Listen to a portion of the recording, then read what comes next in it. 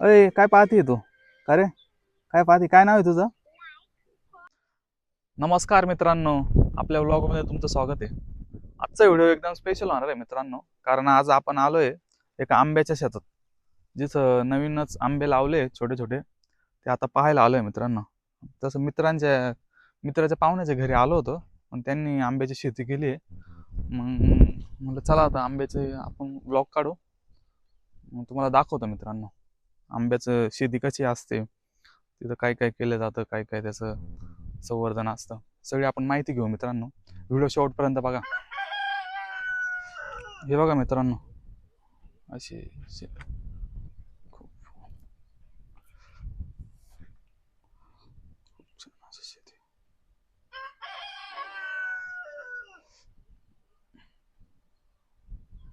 जवळजवळ 5-5 फुटाचे आहेत मित्रांनो, बघू शकता. ठिबक सिंचन पण केलंय मित्रांनो.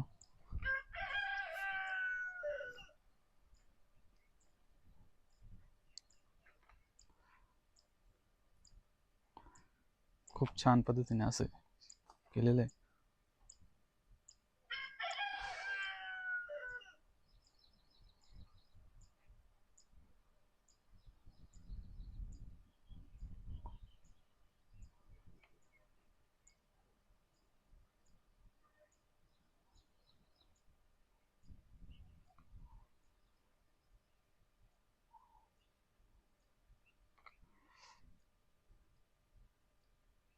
मित्रांनो, हे केशर प्रजातीचे आंबे आहेत.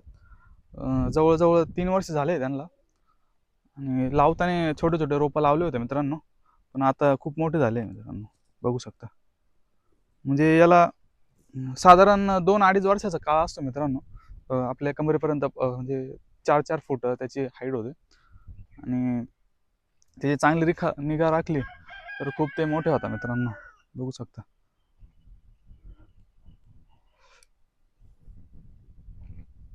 आणि इथं ठिबक सिंचन पण केलंय त्यांनी, सिंचनाने पाणी देऊ शकतो आपण, बघू शकता. तसं मित्रांनो, रोज एक टाइम पाणी आपण देऊ शकतो, पण जर पाणी तुमच्याकडे जास्त असेल तर मग 2 टाइम पण देऊ शकतो आपण पाणी. तसं 2 टाइमच दिलं पाहिजे मित्रांनो, एक सकाळी आणि एक संध्याकाळी.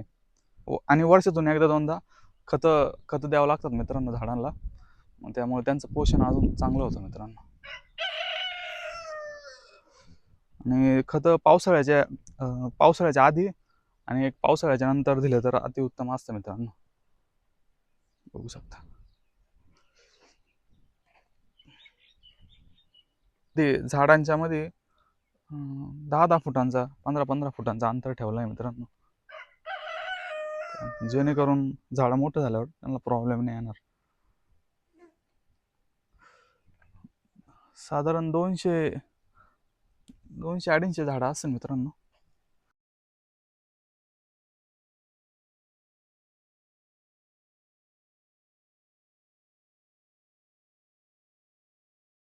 मित्रांनो, केशर आंबे मला पण खूप आवडतात, कारण केशर आंब्याची टेस्ट हापूस आंब्यासारखीच असते.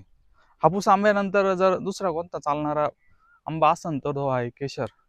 तर केशरची शेती हमखास करा मित्रांनो.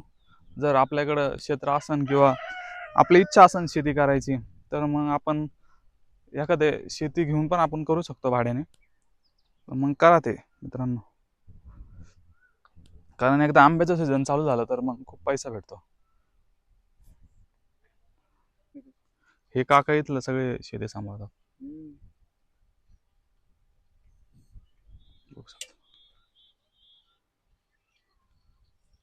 आता परत नवीन झाडं लावताय का तुम्ही? हे नवीन लावावं लागतं परत. हा का? किडल्यावर? अच्छा अच्छा. ते खड्डा केले ना, हा. ते नवीन झाडं बसवायची. आणि पाणी दिवसातून एक टाइम का? हा? पाणी दिवसातून एक टाइम द्यावं लागतं? हा, अच्छा. आता हे पाऊस झाला का हा. तेव्हा लावतो. अच्छा अच्छा. अजून महिनाभर पाऊस नाही लागतो. हे छोटं बाळ पण बसलंय इथं असं मोबाईल पाहत. अय काय पाहते तू? का रे? काय पाहते? काय नाव आहे तुझं? जेवण झालं का? हे लहान पोरांना ना मोबाईलची खूप सवय लागली मित्रांनो. मोबाईल असला का ते त्यांना काहीच नको. नाही, जिकडे तिकडे तेच झालं आता. दुसरं काय, टीव्ही कोणी पाहत नाही, मग मोबाईल फक्त मोबाईल. मोबाईल पाहते मित्रांनो. टीव्ही संपला. हा, थोडा वेळ आता मोबाईल पण पाहिला पाहिजे.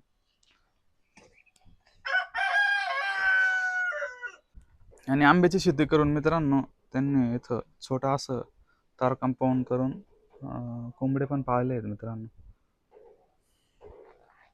बघू शकता.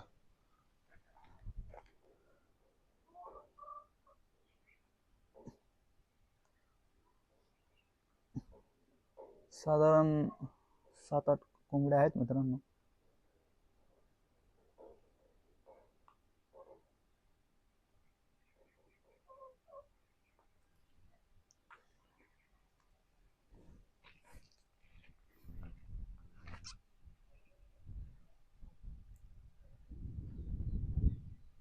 आणि मित्रांनो, शेतीला जोड म्हणून आपण असं कुक्कुट पालनाचा पण छोटा व्यवसाय करू शकतो आपल्या कुवतीनुसार.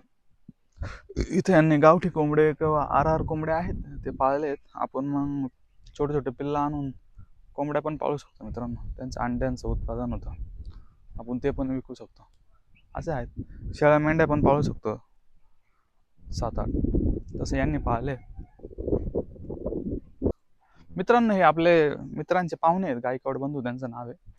ते आधी मुंबईला राहिले होते, नोकरीनिमित्ताने गेले होते, पण नंतर आता गावी आले त्यांचे राहायला. मग त्यांनी चांगलं डेव्हलप केलं आहे मित्रांनो, बघू शकता. मोकळ्या शेतात येऊन खूप भारी वाटतंय मित्रांनो, कारण मग शेतीची मजा ही वेगळीच असते. गाव ते गावच असतं मित्रांनो, पण मग आता नोकरीनिमित्ताने किंवा व्यवसाय निमित्ताने माणसाला बाहेर जावंच लागतं.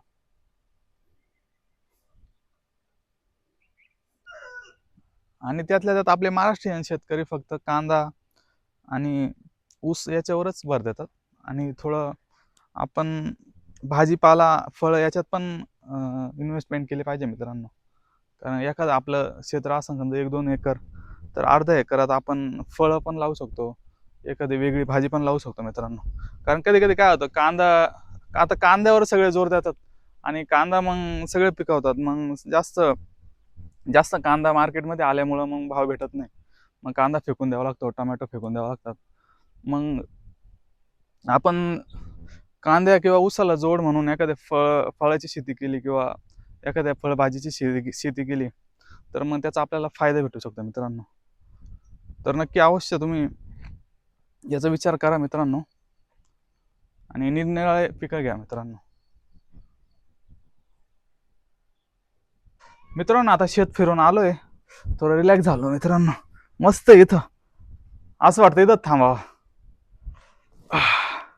शेतीची मजा खूप वेगळी असते मित्रांनो. मोकळा परिसर, खेडेगाव एकदम छान वाटतंय मित्रांनो. ही शहरातली लाईफ आणि खेड्यातली लाईफ वेगळीच असते.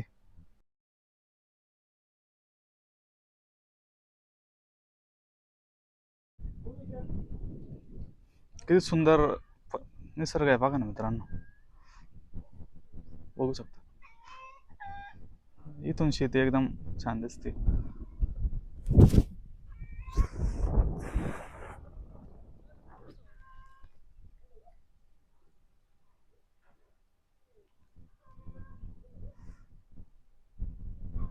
मित्रांनो, आता खूप शेतात फिरलोय, आता थोडं जेवण करू, जेवण करून बसू आणि घरी जाऊ मित्रांनो. पाहुण्यांनी चांगलाच पाहुणचार केलाय, पंचपक्वान्न जेवण केलंय, आता मस्त खाऊ आता.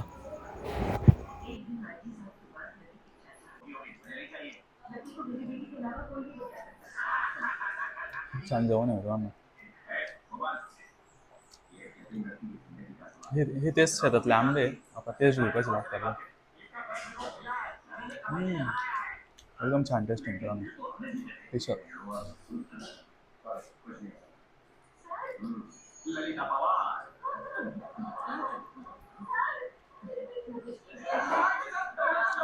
चला काका, येतो. चला दादा. घर पण छान आहे मित्रांनो, बघू शकतो. माग आंबेत पडशील चाल.